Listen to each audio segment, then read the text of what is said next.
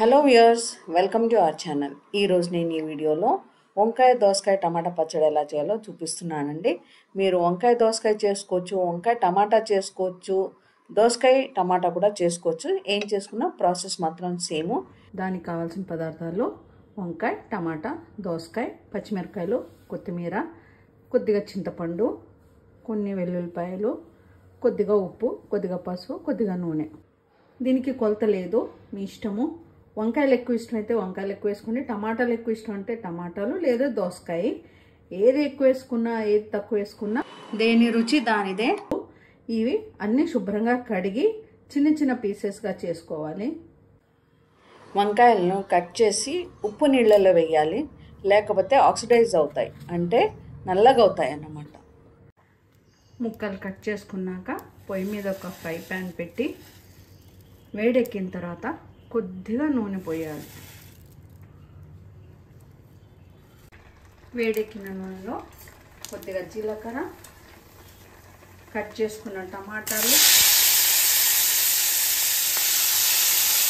పచ్చిమిరపకాయలు,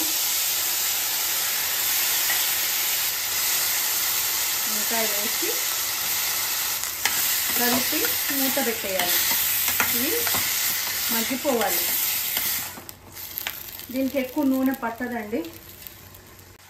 టమాటా, వంకాయ, పచ్చిమిరపకాయలు మగ్గుతున్నప్పుడు కొద్దిగా పసుపు కూడా వేసి మూత పెట్టి మగ్గనివ్వాలి.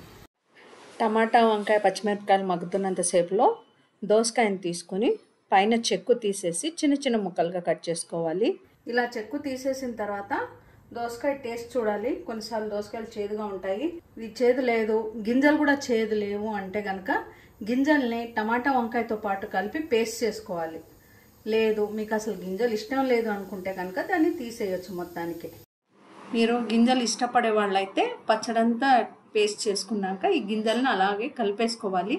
తినేప్పుడు పంట కిందికి వచ్చి బాగుంటాయి. ఇలా ముక్కలు కోసేసుకుని గింజల్ని సపరేట్ తీసేసుకోవాలి.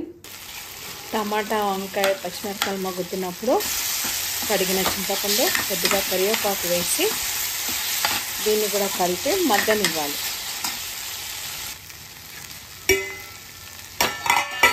మిక్సీ జార్లో ముందుగా గింజలు, కొన్ని దోసకాయ ముక్కలు, మగ్గించుకున్న వంకాయ, టమాటా, పచ్చిమిరపకాయలు, చింతపండు,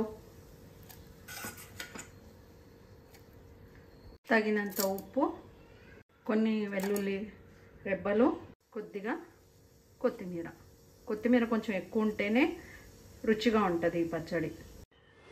బరకగా మిక్సీ పట్టాలి. ఇది టమాటా వంకాయ పచ్చడి. ఇందులోనే కట్ చేసుకున్న దోసకాయ ముక్కల్ని వేసి కలపాలి. అప్పుడు టమాటా వంకాయ దోసకాయ పచ్చడి. దోసకాయ ముక్కలకి ఉప్పు, కారం పట్టి అసలు చాలా రుచిగా ఉంటాయండి ఈ ముక్కలు తినడానికి. ఇంకా నేను దీన్ని తాలింపు వేయను, ఇలాగే తింటాను. ఇది వేడివేడి అన్నంలో నెయ్యి వేసుకుని తింటే చాలా బాగుంటుందండి. నెయ్యి అయితే ఆప్షనల్. మీకు కొంచెం పులుపు ఎక్కువైంది అనిపిస్తే కనుక ఒక ఉల్లిపాయ కట్ చేసి వేసుకోండి. పచ్చి ఉల్లిపాయకి ఉప్పు, కారం, పులుపు పట్టి తినడానికి చాలా రుచిగా ఉంటాయి ఉల్లిపాయ ముక్కలు కూడాను. ఉల్లిపాయ ముక్కలు వేస్తే మాత్రం ఒక రోజు కన్నా ఎక్కువ నిల్వ ఉండదు. ఉల్లిపాయ వేయకపోతే కనుక 2-3 రోజులు నిల్వ ఉంటుంది. ఇది కనుక మీకు నచ్చితే లైక్ చేయండి, షేర్ చేయండి, కామెంట్ చేయండి. మొదటిసారి కనుక మన ఛానల్ని చూస్తుంటే ఛానల్ని సబ్స్క్రైబ్ చేసుకోండి. Thank you once again for watching my channel.